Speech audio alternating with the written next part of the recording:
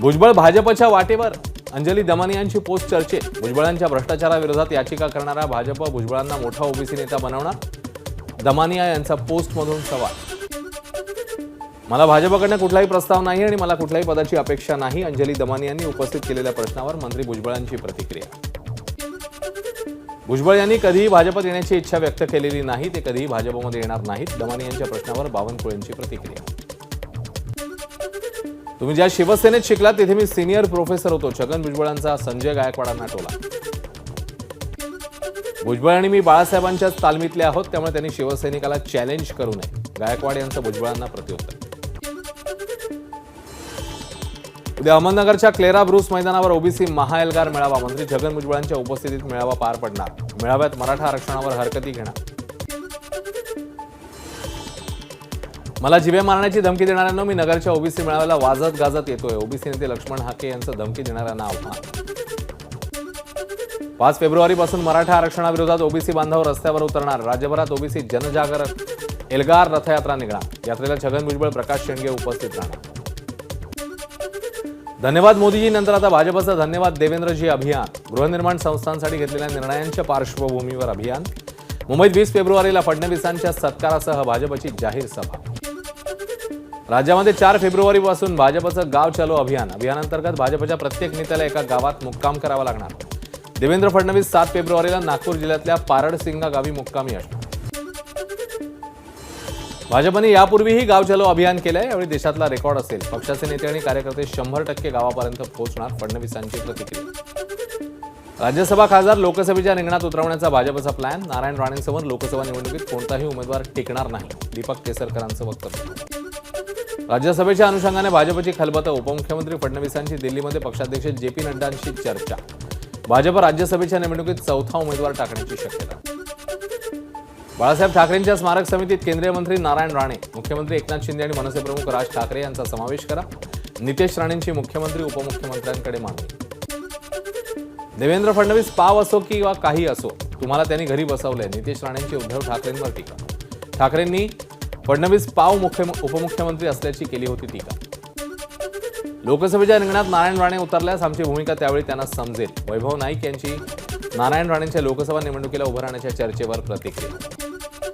उद्धव ठाकरे 4 आणि 5 फेब्रुवारीला कोकण दौऱ्यावर. संवाद यात्रा काढून कार्यकर्त्यांशी संवाद साधला.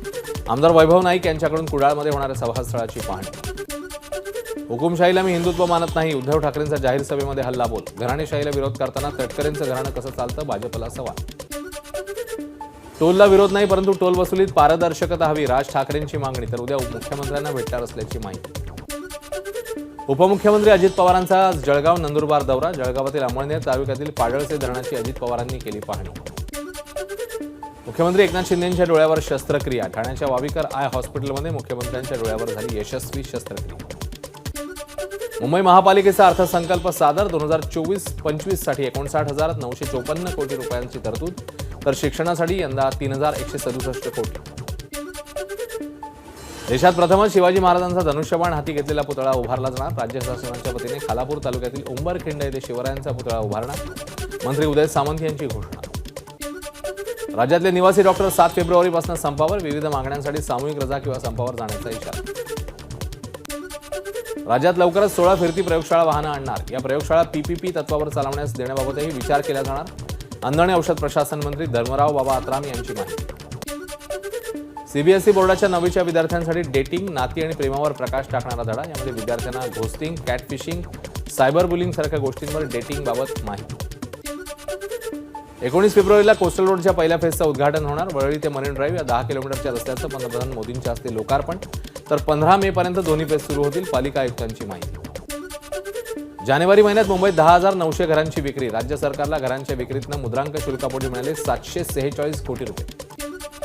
राज्यातल्या रेल्वे प्रकल्पासाठी 15,554 कोटींचा निधी. मुंबई दिल्ली प्रवास अतिवेगवान होणार. डोळ्यांचं अद्ययावतीकरण केलं जाणार.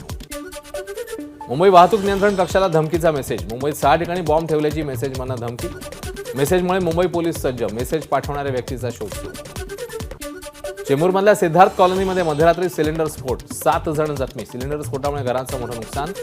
दाट झोपडपट्टी असलेल्या सिद्धार्थनगरमध्ये स्फोट झाल्यानं भीतीचं वातावरण.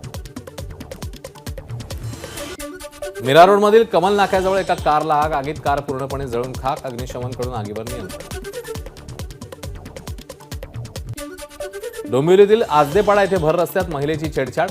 छेड काढणाऱ्याला स्थानिकांकडून चोप. मानपाडा पोलिसांकडे छेडछाडीचा गुन्हा दाखल करत आरोपीला अटक. रस्ता रुंदी करण्यासाठी पुण्यातल्या बाणेरमध्ये 80 झाडांची कत्तल. औंध बाणेरसह इतर मार्गावरील झाडे तोडली जाणार. झाडांची कत्तल टाळण्याकरता पर्यावरणप्रेमी रस्त्यावर. राज्यातील नागरी सहकारी बँकांच्या अडचणी सोडवण्याकरता नेमलेल्या तज्ज्ञ समितीचा अहवाल शासनाला सादर. आमदार प्रवीण दरेकरांकडून अजित पवारांना अहवाल सुपूर्द.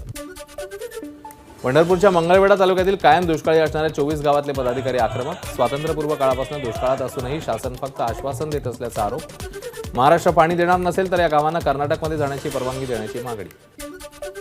धुळे दादर एक्सप्रेसच्या एका बोगीतनं निघाला धूर. निफाड रेल्वे स्थानकादरम्यानची घटना. चाकाला प्लास्टिकचा ब्रेक चिकटल्यानं धूर निघाल्याचं उघड. दुरुस्तीनंतर रेल्वे प्रवास पूर्ववत. नाशिक शहरात बेकायदेशीरित्या गावठी कट्टा बाळगणारा पोलिसांच्या ताब्यात. आरोपीकडनं गावठी कट्टा, जिवंत काडतूस, 30,000चा मुद्देमाल जप्त.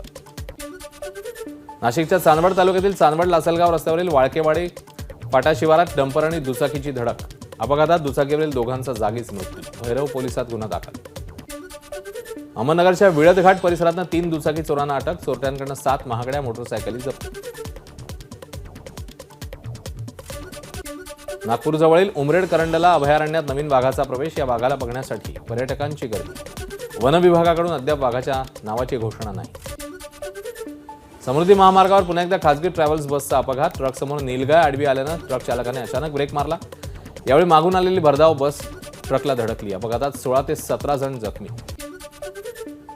सागवान वृक्षाची कत्तल करून वाहतूक करणाऱ्या बाप लेकांना अटक. भंडारा इथल्या गोबरवाही पोलिसांची कारवाई.